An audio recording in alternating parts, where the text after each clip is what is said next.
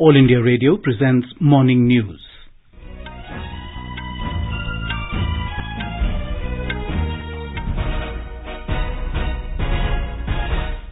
Good morning. I'm Sunil Verma and with me is Prashant Kumar Sinha.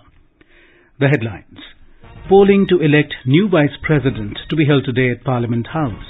Prime Minister Narendra Modi to chair meeting of Chief Ministers and Deputy Chief Ministers on Azadi Ka Amrit Mahotsav in New Delhi today. Government to make 1.5 lakh Ayushman Bharat Health and Wellness Centres functional by December this year. Health budget of the country to be hiked to 2.5% of GDP from existing 1.9%. SEBI constitutes 15-member committee to attract foreign investment. Former Chief Economic Advisor K.V. Subramanian appointed chairman. UGC asks all universities and colleges to observe August the 14th as Partition Horrors Remembrance Day. Former West Bengal Minister Partha Chatterjee and his close associate Arpita Mukherjee remanded to judicial custody till August the 18th in SSC recruitment scam. At least 10 people, including top commander of Palestinian militant group, killed by Israeli airstrikes in Gaza Strip. Wrestlers Bajrang Punia, Deepak Punia and Sakshi Malik clinched gold medals at Commonwealth Games. And India beat Bangladesh 5-2 to lift SAF Under-20 Football Championship trophy in Bhubaneswar.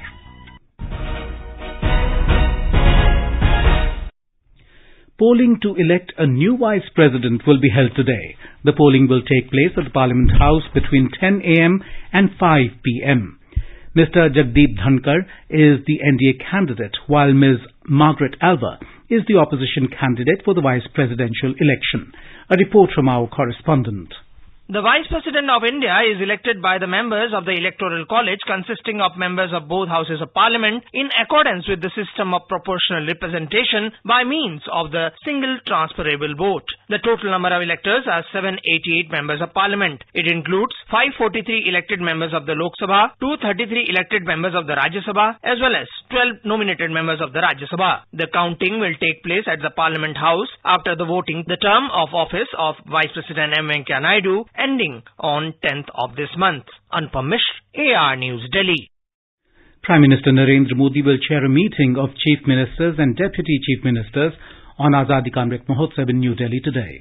The meeting will be held at Rashtrapati Bhavan at 4:30 p.m.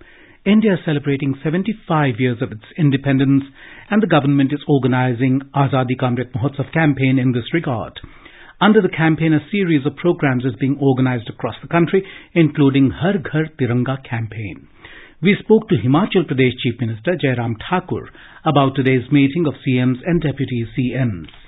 Bharat के इतिहास में एक बहुत ऐतिहासिक कार्यक्रम है जो आदरणीय प्रधानमंत्री जी ने हर घर तिरंगा और हर घर तिरंगे के साथ साथ में विशेष तौर से जो आजादी के अमृत महोत्सव के अवसर पर पूरे देश भर में चलाया है और उसके लिए मैं प्रधानमंत्री जी को बधाई देना चाहूंगा और पूरे देश भर में एक देशभक्ति का एक जोश और जुनून जो है वो पैदा किया है। सबसे बड़ी बात उसमें जो हमारी जो नई पीढ़ी है उनने आजादी के संघर्ष को न तो देखा है और न ही मुझे लगता कि आज की परिस्थितियों में ज्यादा जिस प्रकार से जाना है। हम किस संघर्ष के दौर में से आजादी हासिल किए हैं और आजादी के लिए कितने लोगों ने कुर्बानियां दी हैं, इसको स्मरण करना बहुत आवश्यक है। और दूसरे, भारत की प्रगति इन 75 वर्षों जिस प्रकार से हुई है, भारत एक बहुत मजबूत राष्ट्र दुनिया के सामने खड़ा है। तो आदरणीय प्रधानमंत्री जी को मैं बहुत बहुत बधाई देना चाहूंगा और खासतौर से अब की बार 15 अगस्त के लिए जिस प्रकार से हर घर तिरंगा अभियान जो है पूरे देश भर में अलग तरह का चलाया है, हर घर में तिरंगा होगा, तो ये सारी चीजों को लेकर के बहुत बेहतरीन और आज जो बैठक रखी है, आज बैठक में भी इसी विषय पर बातचीत होने वाली है जो प्रधानमंत्री जी की अध्यक्षता में होगी। आसमान को पाना है, आसमान से आगे जाना है, नए भारत की नई कहानी अब आसमान को सुनाना है। गर्व है इस तिरंगे पर, सारे जहां को ये दिखाएंगे, अमृत काल मनाएंगे, घर घर तिरंगा लहराएंगे। घर घर तिरंगा, हर घर तिरंगा। Prime Minister Narendra Modi will chair the 7th Governing Council meeting of Niti Aayog at Rashtrapati Bhavan Cultural Centre, New Delhi tomorrow. The meeting will pave the way for synergies towards a new era of collaboration and cooperation between centre and states and union territories. The agenda of the meeting includes crop diversification and achieving self-sufficiency in oilseeds, pulses and agri-communities, implementation of the National Education Policy and urban governance. The Governing Council meeting will endeavour to finalise a roadmap and outcome-oriented action plan on each of the themes. Union Home Minister Amit Shah has hit out at the Congress for its protest by party leaders in black clothes, alleging that this shows their opposition to the Ram Mandir construction. Talking to media in New Delhi, Mr. Shah said that the Congress's protest over issues of action of Enforcement Directorate and price rise are only excuses. He said the day of the 5th of August was chosen for protest by Congress leaders because the foundation of Sri Ram Janmabhoomi was laid by Prime Minister Narendra Modi on the same day.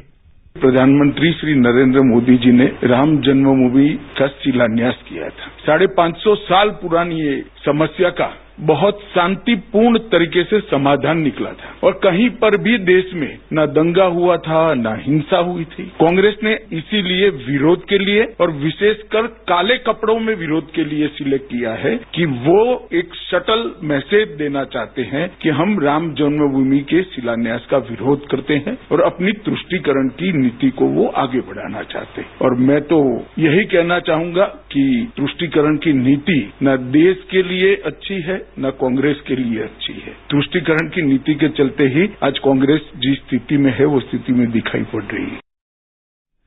Union Health Minister Dr. Mansukh Mandavia has said that the target of setting up of 1.5 lakh Ayushman Bharat Health and Wellness Centres, HWCs, will become functional by December of this year. Replying to a debate over a private member legislation, namely the Right to Health Bill 2021 in the Rajya Sabha yesterday, Dr. Mandavia said that out of the total target of setting up of 1.5 lakh such centres, 1,22,000 are now functional. Union Health Minister Dr. Mansukh Mandavia has said the government has set a target to increase the health budget of the country to 2.5% of the GDP, which is currently at 1.9%. Giving details about the allocations made in the health budget, he said in 2014 the total health budget was to the tune of 33,000 crore rupees, which was increased continuously, and now it has reached 83,000 crore rupees in 2022-2023. The University Grants Commission UGC has asked all universities and colleges to observe August the 14th as Partition Horrors Remembrance Day. They've been asked to organize programs and seminars to commemorate the sufferings and sacrifices of millions of Indians during the partition in 1947. UGC Chairman Professor M. Jagdish Kumar said that it is important to encourage students, staff and faculty members to participate in the observance of Partition Horrors Remembrance Day in large numbers. Prime Minister Modi had last year announced that August the 14th will be observed as Partition Horrors Remembrance Day in memory of the struggles and sacrifices of people, saying the pain of partition can never be forgotten.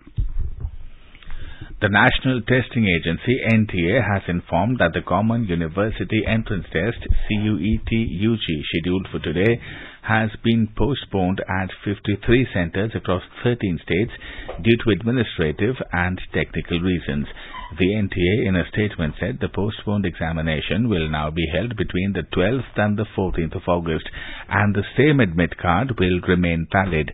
The affected candidates have already been informed about the postponement of examination through SMS and email.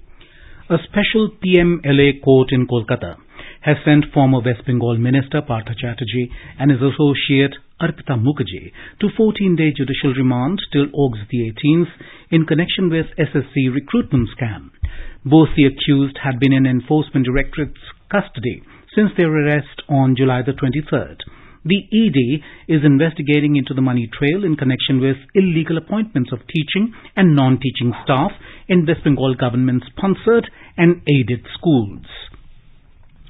The News Services Division of All India Radio will bring you an AIR exclusive interview with Union Cabinet Minister of Environment, Forest and Climate Change, Shri Bhupendra Yadav. in our special segment Spotlight at 9:15 p.m. tonight. In the discussion with AIR, Mr. Yadav has highlighted the global initiative launched by Prime Minister Shri Narendra Modi, Lifestyle for the Environment, the LIFE movement. The aim of this initiative is to solve the challenges faced by our planet using human-centric, collective efforts and robust action that further sustainable development. Climate justice में माननीय प्रधानमंत्री श्री नरेंद्र मोदी जी के नेतृत्व में दुनिया के विकासशील देशों की आवाज बना है और हमने इस बात को भी कहा है कि विकसित देशों के द्वारा जो अतिरिक्त कार्बन उत्सर्जन किया गया है और उसके लिए उन्होंने जो $100 बिलियन देने की बात कही थी उसको वो पूरा करें, विकासशील देशों को क्लाइमेट फाइनेंस उपलब्ध कराएं, टेक्नोलॉजिकल ट्रांसफर कराएं ताकि दुनिया के सब देश मिलकर पूरी दुनिया पे आने वाली जो जलवायु परिवर्तन की जो संकट है उसका मुकाबला कर सकें. Following the ban on the use of single-use plastics that was notified by the Union Environment Ministry in August 2021 and which came into effect on July 1st this year, Mr. Yadav has urged all the citizens of India to stop the use of single-use plastic and opt for biodegradable alternatives. मैं आपके इस महत्वपूर्ण platform के माध्यम से जो भी लोग सुन रहे हैं उन पर आह्वान करना चाहूंगा कि सिंगल यूज प्लास्टिक को बंद करिए. ये हमारी नालियों में जाता है, हमारे पशु खाते हैं, हमारे कृषि क्षेत्रों में अवशिष्ट पैदा करता है, हमारे समुद्रों में कचरा पैदा करता है जिसका किसी प्रकार से निस्तारण नहीं कर सकता. अपने देश और अपनी पृथ्वी को हरा भरा करने के लिए जो सहयोग आप दे रहे हैं उसको अपनाइए और जो इसके विकल्प है, जो बायोडिग्रेडेबल है, सस्टेनेबल है और हमारे लोकल उत्पाद है, इसके जो विकल्प है उसको अपनाने का काम करें. The complete interview can be heard on FM Gold channel and additional frequencies from 9:15 p.m. onwards. This will also be available on our website newsonair.nic.in and on our YouTube channel News on AIR Official. The Securities and Exchange Board of India, SEBI, has constituted an expert group of foreign portfolio investors, FPIs, to boost overseas flows into the country. The FPI Advisory Committee, FAC, will be chaired by former Chief Economic Advisor K.V. Subramanian and consists of 14 other members representing foreign banks, stock exchanges, depositories and RBI.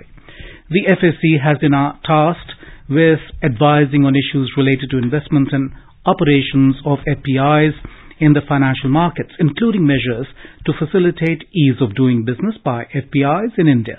The committee will review investment avenues available for FPIs and to advise on feasibility of new investment avenues.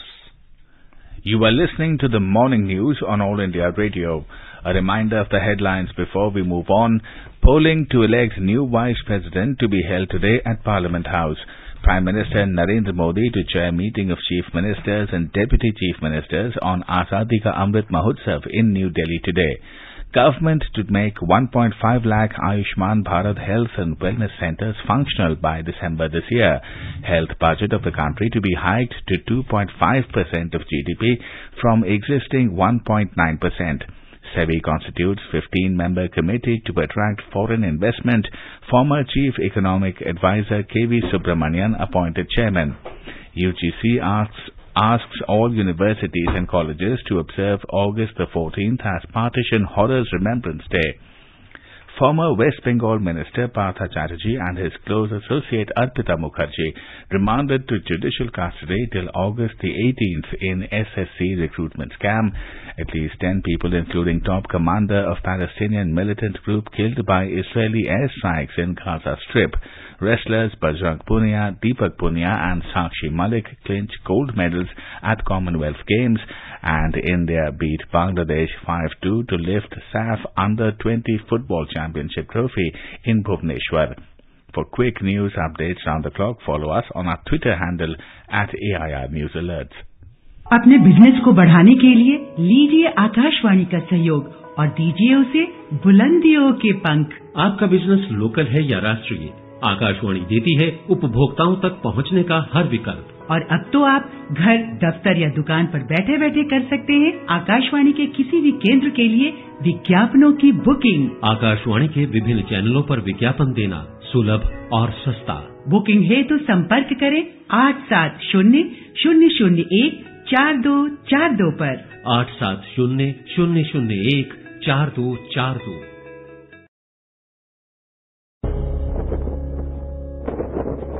अब हर घर की छत पर शान से फहरेगा तिरंगा, गुनगुनाए जाएंगे नव विकास के गीत, आन बान शान का प्रतीक राष्ट्रध्वज तिरंगा। आइए आजादी के अमृत महोत्सव के पावन अवसर पर इस स्वाधीनता दिवस हर घर फहराते हैं तिरंगा और लेते हैं भव्य और सशक्त भारत के निर्माण का संकल्प। आइए हर घर फहराएं तिरंगा।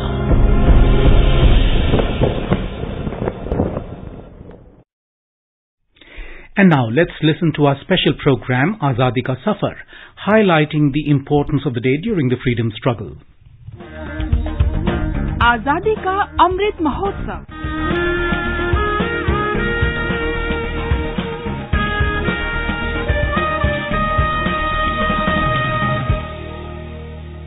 Azadi Ka Safar with AIR News.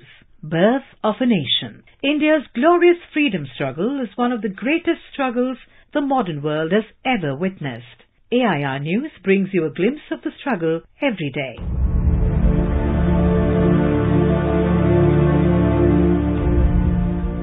In today's episode, we remember freedom fighter Surendranath Banerjee, who died on the 6th of August 1925. Popularly known as Rashtraguru, Banerjee founded the pioneer nationalist organization in British India, Indian National Association, in 1876.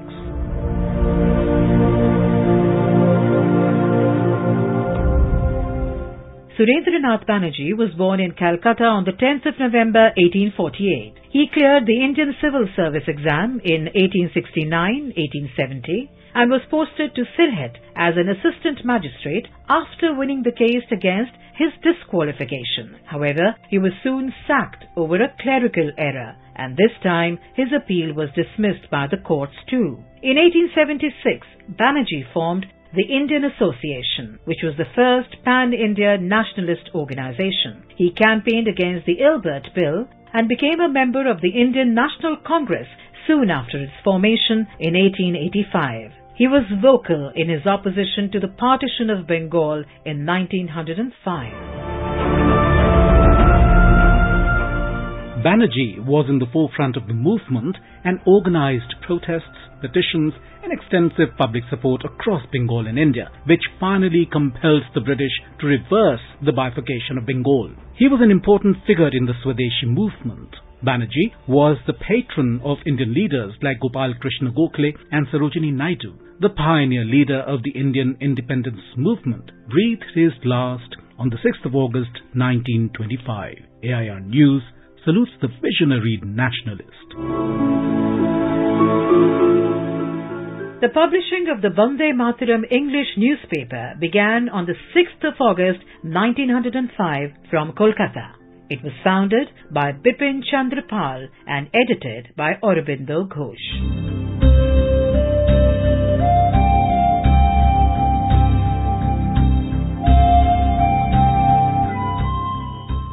Vande Mataram's aim was to prepare Indians to struggle for complete independence.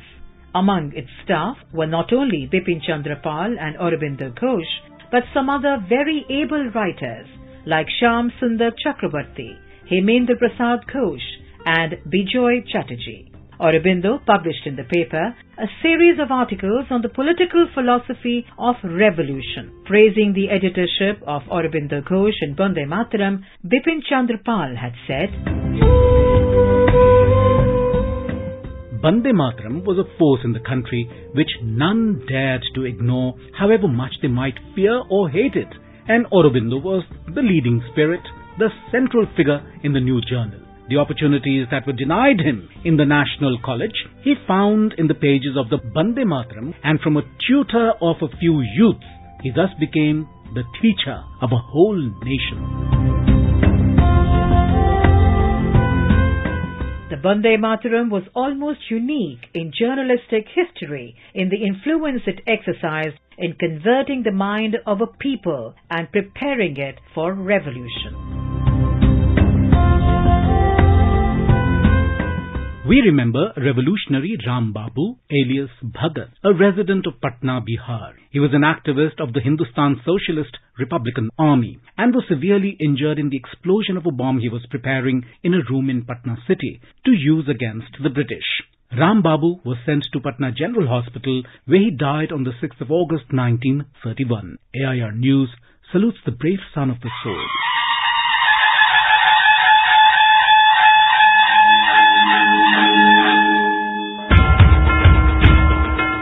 We also remember martyr Gunnu, a resident of Satara, Maharashtra, who took part in the First War of Independence in 1857. Initially a sepoy in the East India Company Army, he joined the uprising and fought the British on several occasions at different places in Maharashtra. He was caught by the company troops in the course of an engagement and put on trial for desertion and mutiny. Gunnu was sentenced to be transported for life with hard labor and irons, and died in custody on the 6th of August 1859 in the Andaman Islands. AIR News salutes the brave son of the soil. That brings us to the end of this episode of Azadi Ka Safar with AIR News. See you in the next episode tomorrow.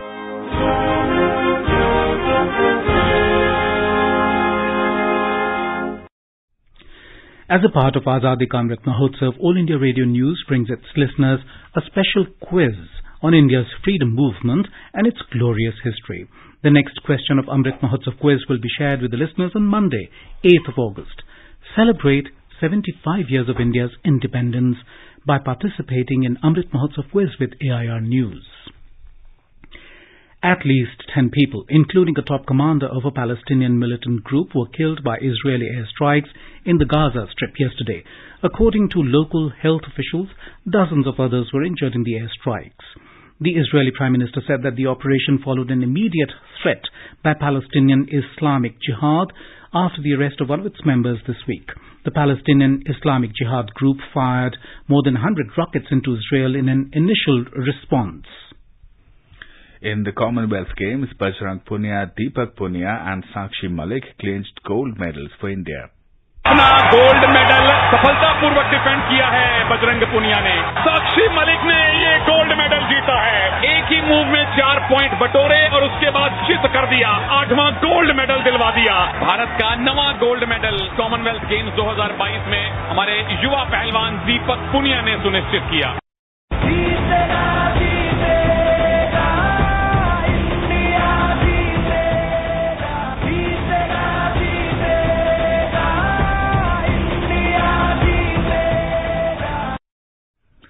In men's freestyle wrestling, Bajrang Punia won gold by defeating Canadian Lachlan McNeil 9-2 in the 65 kg category, while Deepak Punia clinched gold by defeating Pakistan's Muhammad Inam 3-0 in the 86 kg category. Mohit Grewal won bronze by defeating Jamaican Aaron Johnson in the 125 kg category. In women's freestyle wrestling, Sakshi Malik bagged gold, beating Canadian Godinez Gonzalez by fall in the 62 kg category, while Anshu Malik settled for a silver after losing 3-7 to Nigeria's Folasade Adekuoroye in the 57 kg category. Divya Kakran won bronze, defeating Tiger Lily Cocker Limali of Tonga by fall in the 68 kg category. In lawn bowls, India have defeated England 13-12 to enter the men's fours final. In athletics, India has created a new Asian record in men's 4x400 meter relay. They have qualified for the finals.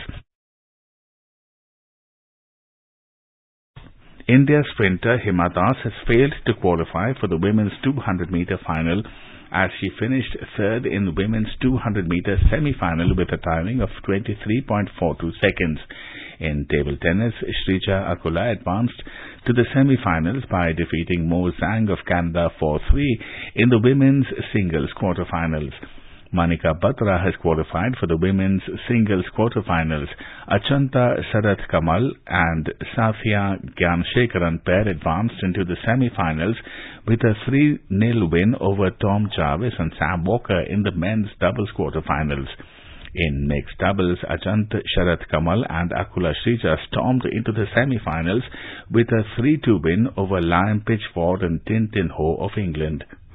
President Draupadi Murmu has congratulated Sakshi Malik, Bajrang Punia and Deepak Punia for winning gold medals at Commonwealth Games. Vice President M. Venkaiah Naidu also congratulated these wrestlers for winning gold medals. Prime Minister Narendra Modi has also congratulated Sakshi Malik, Bajrang Punia and Deepak Punia for winning gold medals at the Commonwealth Games. India lifted the SAF Under-20 Football Championship trophy by defeating Bangladesh 5-2 in the final at Kalinga Stadium in Bhubaneswar, Odisha last night. 4 goals from Gurkirat Singh and a lone goal from Himanshu Jhangra ensured Indian team a worthy comeback in the final match, which had gone to extra time. India won this championship for the second consecutive time. In the 44th Chess Olympiad, India has climbed to the second spot in the 7th round yesterday. Dr. Ebenezer Joseph, FIDE trainer and coach, said that India's Gukesh played fast like a computer whiz yesterday. Gukesh won all rounds that he has played till now in the Olympiad.